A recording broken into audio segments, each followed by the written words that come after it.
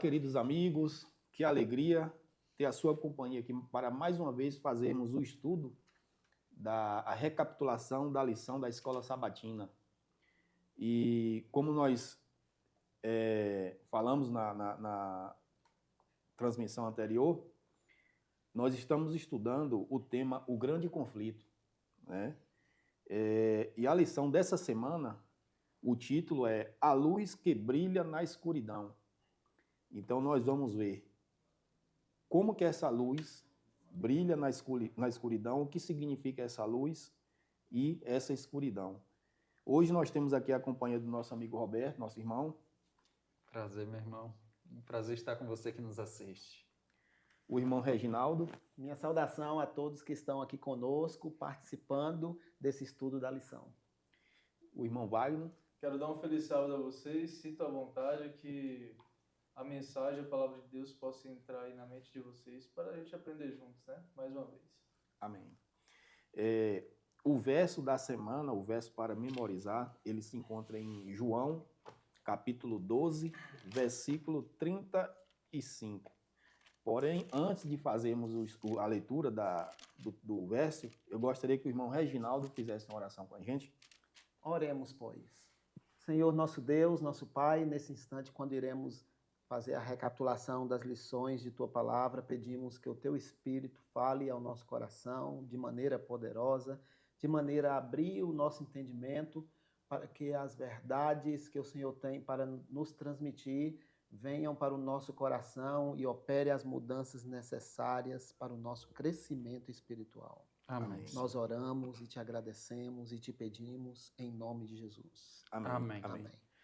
Você lê para a gente, Wagner, o verso? Leio sim. Como está escrito aqui, Jesus respondeu: ainda por um pouco a luz está com vocês.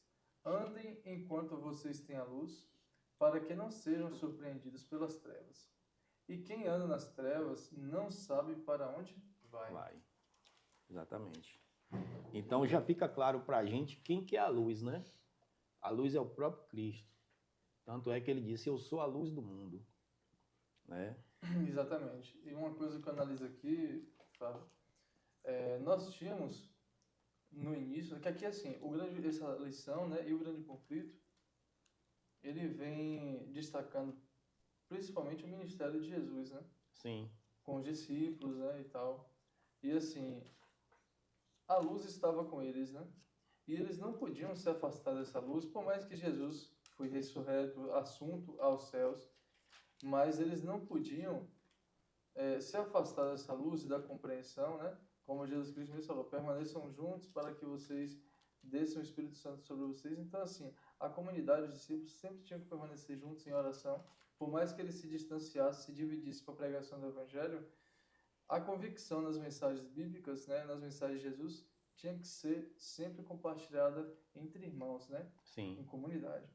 E assim, e Jesus Cristo veio explicando que eles iriam ser perseguidos, né? Sim. E o que a gente para analisar é que o intuito de Satanás foi sempre separar o povo de Deus para poder destruí-lo, né? Exatamente. Como a gente vê aqui no grande conflito. E Jesus Cristo ele já havia falado que eles não andassem em trevas, ou seja, não cedessem à pressão, principalmente do Império Romano que estava impondo naquele tempo, para que eles não cultuassem a Deus, mas sim que cultuassem as suas divindades pagãs, né? Ou seja, permanecessem nas trevas, né? Exatamente. Aí você já explicou também o que seriam as trevas, né? Exato. Então, quando você não está na luz, você está automaticamente nas trevas. As trevas, as pessoas pensam que é simplesmente, assim, algumas pessoas, nem todas, né? Mas as pessoas geralmente pensam que é você servir a Satanás. Ou seja, como escuridão é a ausência de luz, explicado pela física, né? Sim. Então, se você está sem Cristo, automaticamente você está em trevas, né? Exatamente. É isso mesmo. E interessante que lá, em João, no primeiro capítulo de João, também é dito que a vida estava nele e a vida era a luz dos homens. Então, ele era a vida, né? Ele era o verbo e ele também é a vida. Como ele disse, eu sou o caminho, a verdade e a vida. E a vida era a luz dos homens. Então, essa luz, só reforçando, é o nosso Senhor Jesus Cristo. Exatamente. Né? Só alguns lembretes que eu queria acrescentar aqui a lição dessa semana, que nós estamos recapitulando, além de ter todo um conjunto de textos bíblicos, com os quais nós nos deparamos, né, para o estudo, para a pesquisa, também nós encontramos informações sobre o conteúdo dessa lição no 3º capítulo do livro Grande Conflito. Exatamente. O tema, a questão da luz e das trevas, como nós estamos aqui a considerar, elas fazem parte do tema geral do grande conflito. Exatamente. Entre o bem e o mal. E eu sempre gosto de bater nessa tecla, né? Porque somos, às vezes, questionados por conta dessa doutrina. A doutrina do grande conflito, ensinada pelos adventistas do 7º dia, né? Parece ser algo peculiar dos adventistas, mas é claro que, sem querer, também outras denominações ensinam o assunto, porém, sem colocar grande ênfase na questão da guerra, da batalha, do conflito. E isso não é bom, porque isso não leva a pessoa a uma necessidade maior de tomar uma decisão, de se posicionar ao lado da luz, ou do bem, ou das trevas, ou do mal. Não leva a pessoa a se posicionar. Leva, pelo contrário, as pessoas a viverem no mundo mais assim, como se andar em cima do muro fosse uma prática normal. Porém, Jesus, quando aqui esteve, ele foi muito claro quando ele disse o seguinte: quem comigo não se junta, se espalha. Exatamente. Quem não é por mim, é contra mim. Então, isso é algo impactante para a doutrina, a mensagem bíblica do grande conflito. Exatamente. Aqueles que se não juntam a Cristo estão perdidos. Quem não está com ele, está contra ele. É por isso que, ao longo dessa semana e também nas lições que nós ora vamos estudar aqui e que já estudamos, demonstra que quando uma pessoa não se rende a Cristo, se não agora, mais cedo ou mais tarde, ela vai tomar uma posição contrária a quem serve a Cristo. Exatamente. Se tornará o maior inimigo do povo de Deus. É isso mesmo, infelizmente. Por isso a necessidade de estudar o grande conflito e dentro do tema dessa semana, a questão da luz e das trevas, né? Como compreender essa questão aí, da luz e das trevas. Outro detalhe que eu queria colocar também, logo como parte introdutória da lição, é a seguinte: o nosso inimigo, o diabo, sempre, você pode analisar isso na história, sempre ele usou apenas 2 estratégias, não houve mais, foram 2. 2 estratégias, quanto à sua batalha nesse grande conflito, do lado, claro, né, obviamente, dos perdedores, dos derrotados. As 2 estratégias dele foram ou o engano, tentar enganar, iludir a pessoa. Quando ele não consegue enganar, iludir, então o que ele faz? A outra estratégia dele é usar a força. Coagir a pessoa a se entregar para o mal. Foi assim no passado mais distante, no passado mais recente, é assim no presente e no futuro isso vai ficar mais claro. Exatamente. A grande batalha do nosso inimigo para conseguir alcançar a derrota dos seres humanos, né? A destruição dos seres humanos, porque a palavra diz que o ladrão ele vem para matar, roubar e destruir. Cristo veio para que tenhamos vida e tenhamos em abundância. Daí onde entra a questão das estratégias do maligno. Durante toda a história foi assim e não é diferente também em nossos dias. Muito bem. Pegando esse contraponto, né, do termo coação, lembrou um termo do direito, na verdade é um crime, né, onde fala sobre coação. É um crime tipificado no Código Penal, e lá tem a coação resistível e irresistível. O bom é saber que, por mais que o inimigo tente nos coagir, ele jamais pode nos coagir de forma a nós não podemos resistir, porque nós temos opção. Então, cabe nós, não há desculpas, né? Para nós dizermos, não fiz isso porque o inimigo me tentou, porque ele me coagiu, mas nós sempre temos uma saída. Então, Cristo é a nossa saída. Então, não há desculpas para o mal. E como nós estamos falando de luz e trevas, são coisas antagônicas, ou seja, opostas. Como bem colocado, né, pelo nosso irmão Reginaldo, então, ou se está do lado de Cristo, ou se está do lado de Satanás. Este mundo, ele está em trevas. Então, ou seja, quando Cristo está, a luz ali se faz presente. Mas no momento que ele sai, automaticamente, como mencionado, né? Por Wagner, nós estamos nas trevas, então nós já estamos do lado do inimigo. Exato. Não tem como ter uma terceira via, só tem dois caminhos, o caminho estreito ou o caminho largo. E nós é que decidimos e escolhemos em que caminho nós queremos andar. É isso mesmo. Jesus não precisa de advogados. Mas a gente precisa. Nós temos aqui Roberto. Para quem não sabe, Doutor Roberto é advogado. Bem lembrado. Bem lembrado. Interessante que eu conversava agora um pouco mais cedo com o Wagner e eu falava para ele, Regi, que sobre as ferramentas que Satanás usa. Isso aqui que você falou, Regi, foi extremamente usado por Deus. Né? Exatamente. Amém. E foi exatamente isso que, mais ou menos isso que Regi falou, não foi, Wagner? Foi, justamente. Então, a gente percebe que é assim que a gente percebe que estamos realmente dentro de um grande conflito. Existe uma batalha espiritual entre o bem e o mal. E esses dois lados, eles estão guerreando por um objetivo, que é a nossa mente, a nossa obediência, né? Assim, resumindo, o motivo desse conflito seria mais ou menos isso. Os dois lados, eles lutam para nos convencer a tomar uma posição ao seu lado. Por exemplo, Deus, ele quer que estejamos ao seu lado, que nós sejamos obedientes a ele, que nós o aceitamos como o nosso governante, o nosso Senhor. E Satanás também, ele tenta nos enganar para que, através desses enganos, nós venhamos a aceitar o seu governo. Só que a diferença é, Deus, ele é o nosso Criador, ele é o Criador de todas as coisas, ele quer o nosso bem, ele quer nos convencer a permanecer ao lado dele, porque assim nós teremos vida.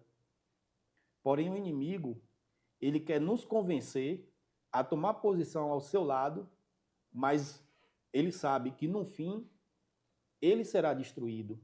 E ele quer nos levar também para ser destruído juntamente com ele.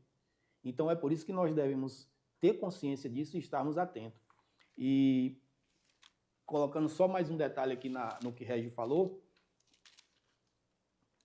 eu percebo, Regi, que Satanás ele realmente usa essas duas ferramentas e eu colocaria mais uma, que, na verdade, é bem parecida com a segunda. Eu colocaria na seguinte ordem. Satanás, ele sempre tenta destruir pela força. Eu acredito que é a primeira ferramenta que ele tenta usar. Ele tenta sempre destruir pela força. Exemplo, quando Deus falou para Abraão, a sua descendência será levada cativa e ficará 400 anos no Egito, como escravo. Porém, eu levantarei um libertador e resgatarei o meu povo dessa nação, desse país onde eles estavam cativos. Satanás, um detalhe, Satanás conhece os tempos proféticos.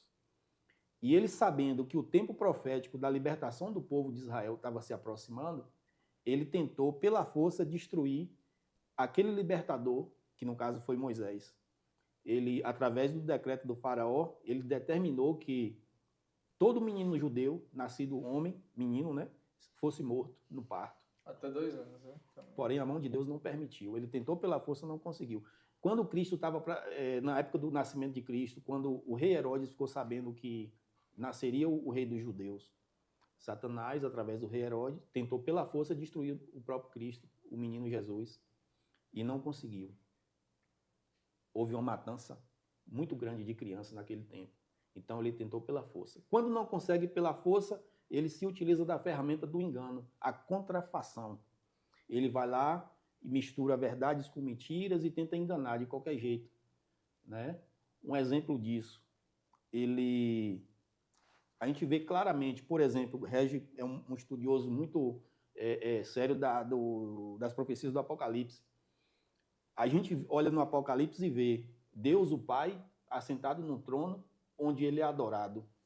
E nós vemos o dragão estabelecendo um trono aqui na terra para ser adorado. Então, olha a contrafação.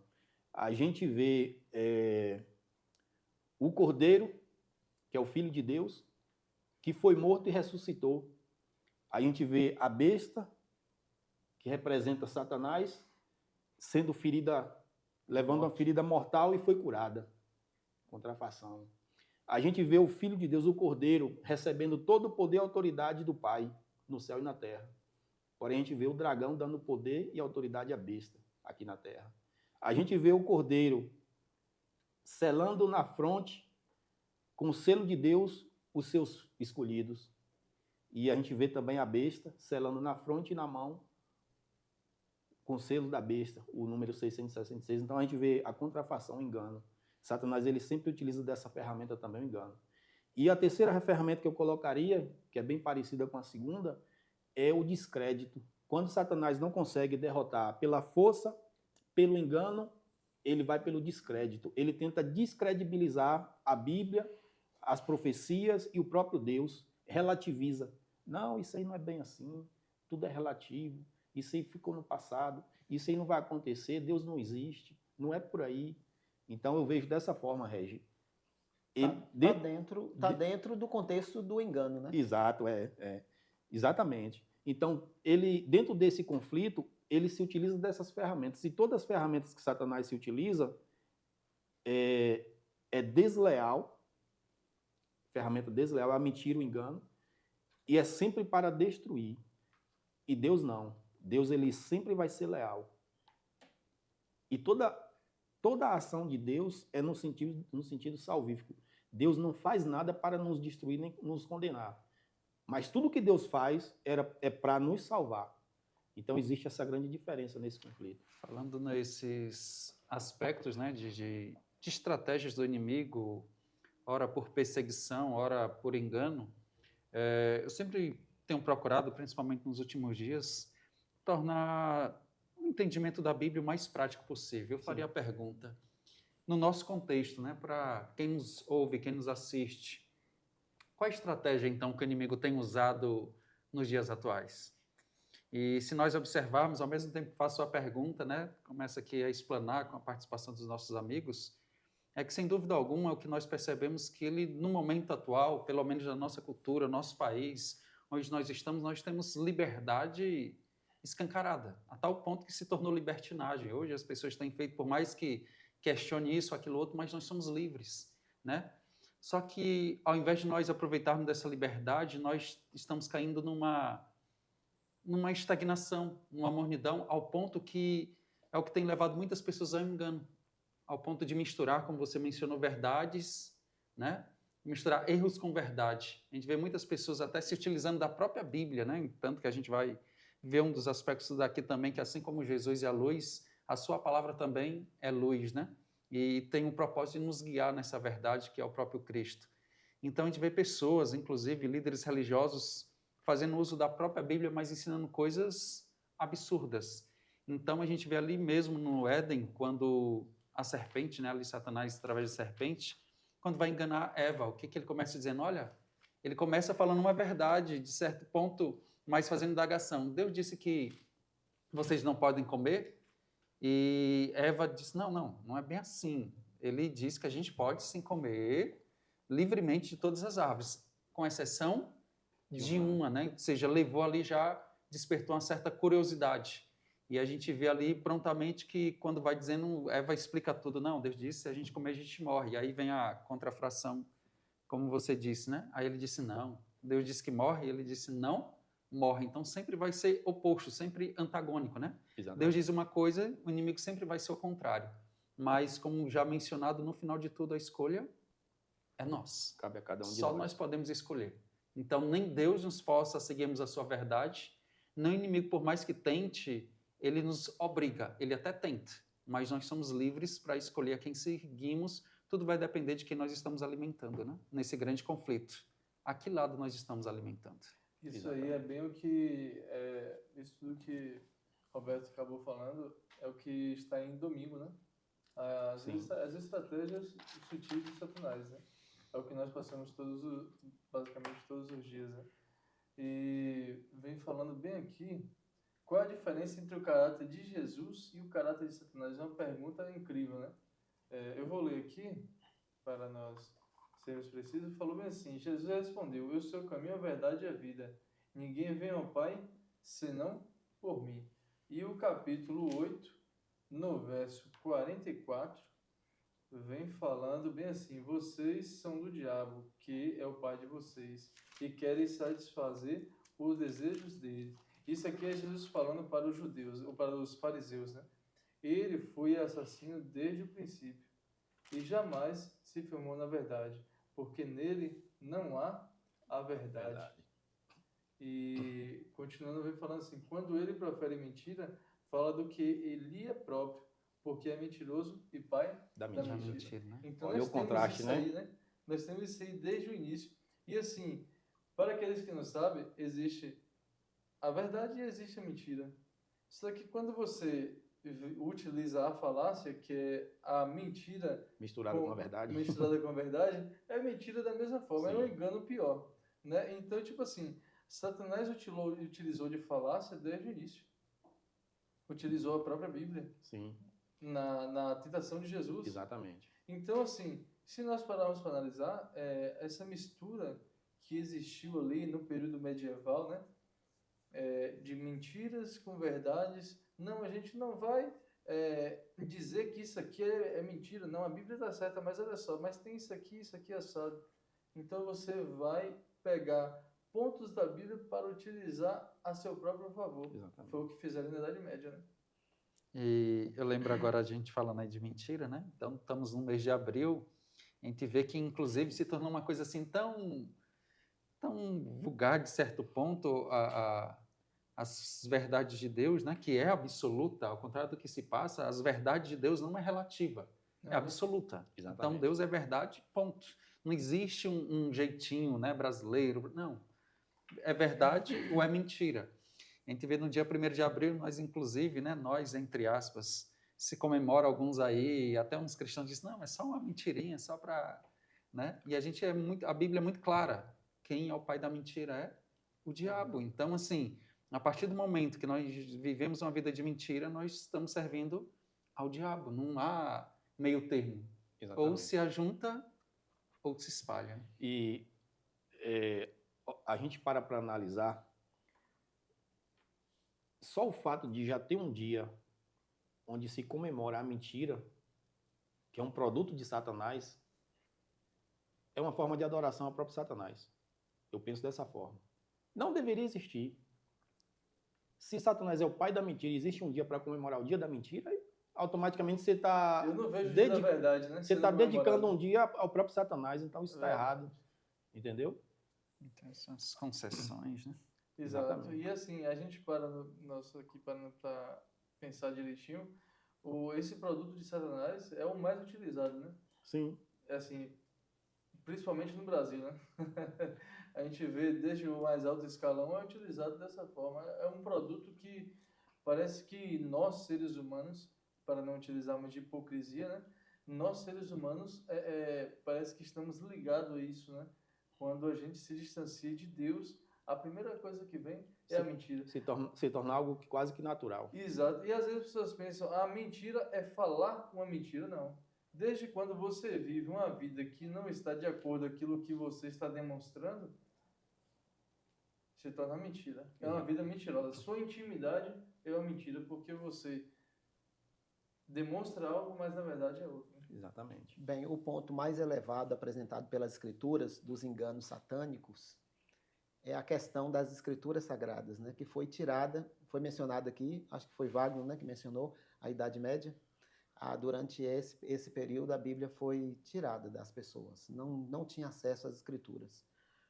E esse período foi considerado a Idade das Trevas, e nesse tempo a gente sabe que as pessoas eram forçadas a não divergir do poder dominante da época. Sim. Eram forçadas, a força foi utilizada. Essa força foi perdida e é identificada no Apocalipse como a ferida de morte que uma das cabeças Sim. da besta sofreu. Aí, com isso, quando isso acontece, então toda a força que era utilizada, toda a coerção que era utilizada para impedir o avanço da verdade, das escrituras sagradas, foi anulada ali, né? Depois disso, Satanás continuou trabalhando. Tanto é que nas Escrituras é interessante, no Apocalipse em especial, quando termina o período do dragão que persegue a mulher, aí, ao terminar aquele texto do capítulo 12 de Apocalipse, a gente nota ali o seguinte: e se pôs em pé na areia do mar. Essa expressão, olha o interessante do significado dessa expressão. Satanás perdeu a batalha quando ele se utilizou de estratégias para destruir o filho quando nascesse, a mulher que ele desencadeou uma série de perseguições, não obteve sucesso, lutou contra Miguel, perdeu a batalha, não obteve sucesso. Aí o que ele fez? Bom, eu tenho usado a força para tentar destruir essa igreja. Não obtive sucesso, não consegui. Então agora eu já sei o que eu vou fazer. Vou usar os meus instrumentos. Aí se levanta do mal os instrumentos dele. É caracterizado aí pelo capítulo 13 como a besta que sobe do mar e da terra. Então ele vai usar o engano a partir de então. Quando passou a Idade Média, então não existia mais proibição quanto ao estudo, acesso às escrituras.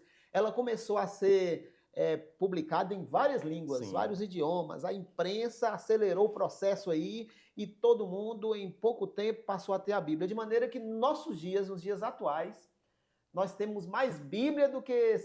É capaz que nós tenhamos mais Bíblia do que quantidade de seres humanos na Terra. Sim, certamente. As bibliotecas, a exemplo dessa daqui, né? As principais bibliotecas do mundo estão, aliás, muito mais do que essa daqui, está repleta de livros, de material, de escritos, de temas que falam sobre a Bíblia.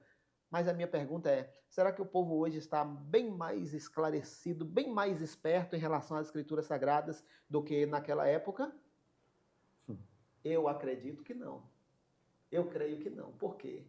Porque o nosso inimigo, com mais êxito, ele usa a estratégia do engano. Hoje, Exatamente. com muito mais êxito. Ele percebeu que ele não precisa mais tirar a Bíblia de ninguém. Deixa a Bíblia com todo mundo.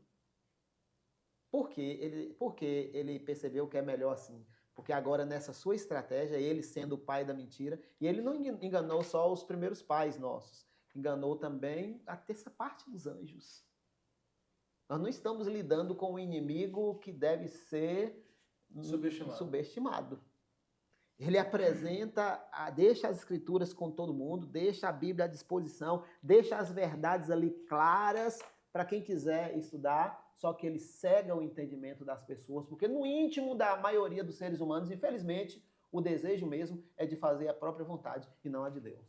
É isso mesmo. Nisso que Reginaldo falou, né? Interessante, lembrei sobre deixar o povo com a Bíblia, porque quando a pessoa está com a Bíblia, vai se passar uma falsa percepção de segurança. Então, pelo fato de, eu tenho uma Bíblia, mas isso não quer dizer nada, porque a orientação de Jesus é: examinai as Escrituras, porque julgais ter nelas a vida eterna, e são elas mesmas que testificam de mim. Então, de nada adianta você ter 10 Bíblias na sua casa se você não a ler, se você não a estudar, muito mais até do que ler, examinar, estudar, procurar compreender através da oração. A lição também vai abordar isso, a necessidade de buscar o verdadeiro autor, que foi o Espírito Santo. Então, a partir do momento que eu procuro ler a Bíblia com a percepção meramente humana, com o entendimento humano, eu vou abrir precedentes para tentar colocar as minhas próprias ideias.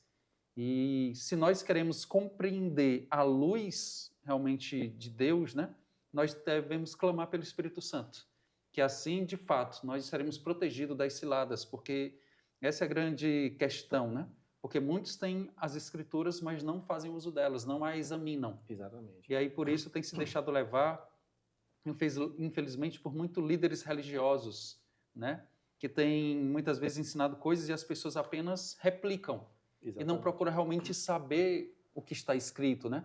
Como a própria Bíblia lá diz em Atos, os bereanos. E aí, claramente está lá. E os de Bereio eram mais nobres do que os de Tessalônica, porque receberam a palavra com toda avidez, examinando todos os dias para ver se de fato eram assim. Então, é sempre esse conselho que dá para você também que nos assiste. Estamos aqui fazendo um estudo da lição de forma sistemática, né? Um estudo da Bíblia, na verdade, de forma sistemática, através de uma lição, mas não se contente apenas, pegue as referências bíblicas, pesquise e busque a orientação do Espírito Santo, para que você não seja enganado, porque esse foi um dos sinais, quando os discípulos perguntaram Senhor, que sinais haverá da tua vinda, da consumação do século? A primeira coisa que ele disse é: vede que ninguém vos engane. E está dentro do contexto da lição de segunda-feira, né? Lobos vorazes. Onde fala sobre a advertência que Paulo fez para a igreja. Que Paulo deixou muito claro que viria esses lobos vorazes. E quem seriam esses lobos vorazes, né? O que é que eles fariam dentro da igreja? Eu fico analisando aqui, como dizem Atos, as advertências que o apóstolo Paulo deu aos líderes da igreja, né, naquele período. Eu queria ler uma parte dessa lição aqui, porque assim, esses lobos vorazes, Paulo explica que viriam pregando avareza, distorcendo, né, a verdade de Deus. E a explicação que nós temos aqui é assim: o propósito do conselho de Paulo era preparar a igreja para o que estava por vir. Nessas passagens, ele descreve sua grande preocupação. Ele disse: depois da minha partida aparecerão no meio de vocês lobos vorazes, que não pouparão o rebanho. Em outras palavras, os crentes enfrentariam perseguição feroz dentro da igreja. Exatamente. Paulo declarou: até mesmo entre vocês se levantarão homens falando coisas pervertidas para arrastar os discípulos através de si. Né? Heresias entrariam na igreja, falsas doutrinas substituiriam verdades divinas, práticas pagãs prevaleceriam. E o que eu fico interessado aqui vem explicando justamente que no quarto e no quinto século, concessões foram introduzidas furtivamente na igreja cristã. Exatamente. Sendo o avanço da missão justificativa mais provável. Mas terrível resultado foi um afastamento das verdades da palavra de Deus. Ou seja, você que está aqui hoje com a Bíblia na mão e tendo a oportunidade de estudá-la, pessoas tiveram que morrer, lutar contra a igreja romana, foram mortos, foram entregues a leões, foram colocados dentro de calabouços, né, dentro de poços, foram torturados, queimados vivos. Muitos morreram para que hoje você pudesse ter essa palavra nas mãos.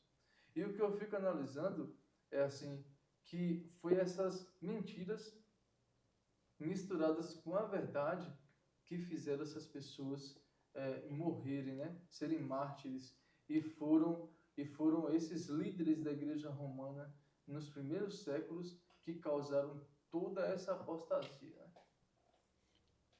Vale salientar, né, que já puxando para a parte de terça, né, que Wagner está falando, e toda essa perseguição, e aí o título de terça vem protegidos pela palavra, né? Então, ou seja, essa palavra, por que nós somos protegidos? Porque ela revela o próprio Cristo. Sim. Né? Nos revela quais ferramentas que nós temos que utilizar para lidar com os enganos. Mas, infelizmente, muitas pessoas têm a Bíblia como a palavra de Deus até o ponto que não contraria a sua vontade. Exatamente. Então, até o ponto que está de acordo com a sua vontade, está tudo certo. Mas, a partir do momento que contraria a sua vontade, aí a coisa já muda. Mas a própria Bíblia, né, lá em 2 Timóteo 3,16, diz que toda a Escritura é divinamente inspirada por Deus, útil para ensinar, para corrigir, para redaguir, né? Ou seja, para nos repreender. Então, assim, sim, ela tem essa finalidade. Quando nós tivermos um caminho que possa parecer, como diz Provérbios, reto, mas que pode levar à morte, ela tem a finalidade. Assim como um pai, de nos repreender, mas não para nos machucar, mas nos repreender para nos corrigir. sim. Né? Então, a gente deve estar atento a isso. E ela que nos revela o plano de salvação, ela que nos revela quem é Cristo. Então, hoje, são tantas denominações religiosas e há pessoas confusas, mas que denominação eu devo participar porque eu quero fazer a vontade de Deus? Então, assim, se você quer saber qual é a vontade de Deus, se verdadeiramente você quer fazer a vontade de Deus, o único caminho é Jesus, e nós conhecemos esse caminho através da Bíblia, que é a palavra de Deus. Santifica-os na verdade, a tua palavra é a verdade. Eu já vi muitos testemunhos eu sei que o Ronaldo vai falar, mas é só para completar o que o Roberto estava falando, que eu achei muito interessante o que o Roberto falou, que é o seguinte: já vi muitos testemunhos de pessoas que não tinham conhecimento sobre a Bíblia e não tinha que pregasse para eles. Muitas pessoas que vieram para a nossa igreja, né, se tornaram adventistas, eles falaram que decidiram começar a ler a Bíblia desde o livro do Gênesis até o Apocalipse, né? E eles viram pontos determinantes que são os mandamentos de Deus, né? Aquilo que deve ser observado por todo cristão, os mandamentos de Deus. Pessoas que não tinham ninguém que pregasse para eles. eles pegaram a Bíblia e começaram a ler do Gênesis ao Apocalipse. Eu não vejo motivo maior, né? Exatamente. Com o tema da parte de quarta-feira, o raciocínio humano, separado das escrituras, a gente já também coloca aqui, dentro do contexto aqui, como a minha área é Apocalipse, tá? Aí eu já vou mergulhar de cabeça aqui. Quando a palavra diz que o diabo foi expulso, a palavra também menciona no capítulo 12 de Apocalipse: ai da terra e do mar, porque o diabo desceu até vós, cheio de grande ira, sabendo que pouco tempo lhe resta. 12, né? Ele está irado, e quando, por exemplo, nós estudamos, e isso foi dito no capítulo 12, e no capítulo 11, do capítulo 8 até o capítulo 11, nós vimos as trombetas. A quinta e a sexta trombeta é uma descrição do fim, claro, a quinta, a sexta e a sétima. Nessas 3 trombetas, nós temos os 3 ais advertidos na quarta. É uma águia voando pelo meio do céu, diz assim: ai da terra, dos moradores da terra, por causa das 3 trombetas que ainda irão tocar. Sim. O que são essas outras trombetas que vêm depois? Aí o texto bíblico descreve, né? Apocalipse descreve. É o que? O céu escurece, as trevas tomam conta do planeta, gafanhoto como cavalos de batalha, cauda de escorpião, a quinta trombeta, a sexta trombeta, cauda de serpentes e escorpiões aparecendo ali. E Jesus fala nos evangelhos que vocês poderão pisar em serpentes e escorpiões e não farão danos nenhum, né? Tem gente que interpreta isso literalmente, mas o texto está fazendo referência às forças demoníacas operando no mundo. Qual é o objetivo dessas forças demoníacas? Destruir completamente a verdade. Através de quê? Diversos meios, como, por exemplo, os raciocínios humanos, as ideias, as filosofias humanas. Exatamente. A gente vê isso nas escolas, né? Nos livros acadêmicos, nas faculdades. Em todos os lugares a gente vê essas filosofias ali claramente se contrapondo à palavra de Deus. É isso mesmo. Colocando a palavra de Deus em xeque. E ela é menosprezada, colocada de lado, e eles nem estão importando que haja tantas Bíblias por aí. O fato é que as filosofias humanas, as pseudociências humanas, estão colocando também de lado as escrituras sagradas. Estão sendo instrumentos fortes de Satanás para a disseminação do mal. Exatamente. Quando Deus chamou a sua igreja no início de 1844, quando ele separou a sua igreja, ao mesmo tempo o diabo também estava separando os seus elementos. Exatamente. Né? Líderes religiosos, supostos profetas. A expressão usada aqui logo no início por Roberto, por exemplo, vede que ninguém vos engane, né? Quando ele fala dos falsos profetas, e Jesus menciona isso como um dos grandes sinais do tempo do fim, é prova de quê? De que toda a estratégia do maligno a ser utilizada no final vai ser no sentido de levar as pessoas a se desencaminharem das verdades como são nas Escrituras Sagradas. Porque a Bíblia é a base, Exatamente. é o fundamento. E quem apresenta as Escrituras Sagradas dentro do seu contexto está apresentando a palavra de Deus. É isso mesmo. Lembro lá do texto de Salmos, né? 119, 105. Lâmpada para os meus pés é a tua palavra e luz para os meus caminhos. E aí só fazer aqui a última participação, já de quinta-feira, né? Batalha pela mente. Então, toda essa batalha, todo esse grande conflito é pela nossa mente. Que com quem nós adoramos? De que forma nós adoramos, né? Então, nós escolhemos pelos nossos pensamentos as decisões. Então, Tiago 1,22 diz: tornai-vos, pois, praticantes das palavras e não somente ouvintes, enganando-vos a vós mesmos. Há até pessoas que conhecem, mas não praticam. De nada adianta você conhecer, nós conhecermos, se nós não praticarmos. Exatamente. E completando com isso, o que está em Apocalipse, né, Regi? Que diz assim, ó, bem-aventurado aquele que lê, que ouve e guarda em seu coração a palavra dessa profecia. Não adianta você apenas ler, ouvir e não praticar. Tem que praticar. Né?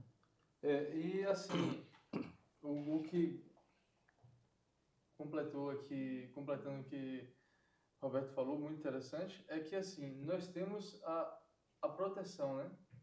Que, como disse, né? De terça-feira até quinta, né? A gente vai ter essa proteção para a gente ter essa batalha contra desde a proteção contra os enganos de Satanás até a batalha contra a nossa mente, né? E o que diz aqui na parte de terça é protegidos pela palavra. Então, assim, João 17, 15 a 17 fala bem assim, que eu acho muito interessante, eu vou completar aqui para vocês. Não peço que os tires do mundo, mas que os guardes do mal. Eles não são do mundo, como também eu não sou. Santifica-os na verdade, a tua palavra é verdade. Ou seja, Exatamente. para nós estarmos protegidos, é como o Roberto falou, lâmpada para os meus pés, a tua palavra, e luz para os nossos caminhos, né? Está lá em Salmo 119, né? Então, assim, nós temos a palavra de Deus, aquilo que nos protege. Serve como esse escudo, né? Como esse escudo, exatamente. Então, assim, quando a gente pega esse gancho aí, a gente começa a analisar que a única forma da gente estar livre dos enganos de Satanás e de qualquer questão de heresia ou teoria humana aí, misturada a verdade com mentira, é somente ter a palavra de Deus. Conhecimento da palavra de Deus. Exatamente. Né? O nosso tempo, infelizmente, terminou. Eu gostaria que cada um de nós fizesse um comentário final para a gente encerrar o nosso estudo. Eu farei o comentário usando um texto, Filipenses 4:8, que diz o seguinte: finalmente, irmãos, tudo que é verdadeiro, tudo que é respeitável, tudo que é justo, tudo que é puro, tudo que é amável, tudo que é de boa fama, se alguma virtude há e se algum louvor existe, seja isso que ocupe o vosso pensamento. Então, de que forma estamos cuidando da nossa mente? Porque é com ela que nós escolhemos a quem adorarmos. Exatamente. Em muitos lugares, especialmente onde as pessoas têm livre acesso à Bíblia, Satanás emprega todos os meios para desencaminhá-las. Infelizmente, né, no mundo científico, no mundo acadêmico, em todos os meios, nos 4 cantos do planeta, o mal está a operar. Daí a necessidade de nós nos volvermos às Escrituras com mais vigor, com mais empenho. Viver uma vida de comunhão íntima com Deus. Qual é o segredo aí? É falar de tal maneira e de tal maneira proceder como aqueles que hão de ser julgados pela lei da liberdade. Amém. Eu deixo com vocês 1 Tessalonicenses 5:21. Fala bem assim: examinais todas as coisas e retenham o que é bom. Exatamente. Para você reter o que é bom, você tem que examinar as Escrituras. Que aí você realmente vai ter noção daquilo que vem de Deus ou aquilo que é só falácia, né? Eu quero deixar uma mensagem aqui o livro Grande Conflito, página 44, que fala bem assim: o mesmo espírito de ódio e oposição à verdade tem inspirado inimigos de Deus em todos os tempos. A mesma vigilância e fidelidade têm sido exigidas de seus servos. As palavras de Cristo, os primeiros discípulos se aplicam aos seus seguidores, que viveriam nos fins dos tempos. Né? E a irmã White, ela termina assim: o que porém vos digo a todos, vigiai. Exatamente. Amém. Meus queridos, nós vimos aqui que a gente está no meio de uma grande batalha. Essa batalha ela é real. Ela pode ser comprovada biblicamente e historicamente. Nós percebemos que ao longo da história humana, o povo de Deus sempre foi perseguido pelo inimigo de Deus. Isso está evidente tanto na Bíblia quanto na história. Se a gente for analisar, eu quero contar uma breve história aqui para vocês. Por volta do ano 300 da nossa era, houve um imperador que desencadeou uma grande perseguição aos cristãos. O nome dele era Diocleciano, imperador romano. E conta a história que existia 40 gladiadores naquela época que serviam ao imperador. E esses 40 gladiadores, eles decidiram aceitar Jesus como seu salvador. Quando o imperador soube disso, mandou aprisionar esses 40 gladiadores. Eles foram levados para um lago congelado, na época era inverno, muito frio, e eles começaram a cantar. Eles, despidos, no frio, no lago congelado e acorrentados uns aos outros. Eles começaram a cantar: 40 gladiadores, por Jesus Cristo lutando, esperando nele a vitória, a coroa reclamando. Amém. E aqueles generais, eles acampados ali em suas cabanas, bem aquecidos, ficavam ouvindo aquele cântico. E lá por altas horas da madrugada, o cântico mudou. 39 gladiadores, por Jesus Cristo lutando, esperando dele a vitória, a coroa reclamando. E de forma abrupta, uma daquelas barracas foram abertas e um daqueles gladiadores gritou: eu renego a Cristo, mas me deixa viver.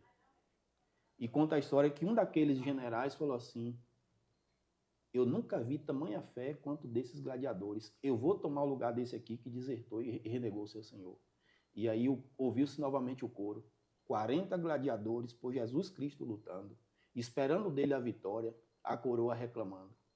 Infelizmente, aquele gladiador, ele foi fraco, ele renegou o seu Senhor. Mas outro tomou o seu lugar. E a minha mensagem para você: não deixe ninguém tomar o seu lugar. Cristo está voltando. Amém. Apesar das... Não importa a consequência de você permanecer fiel a Cristo, Ele te recompensará. Obrigado pela sua companhia. Que Deus te abençoe, a você e a sua família. E se prepare, porque o nosso Senhor está voltando.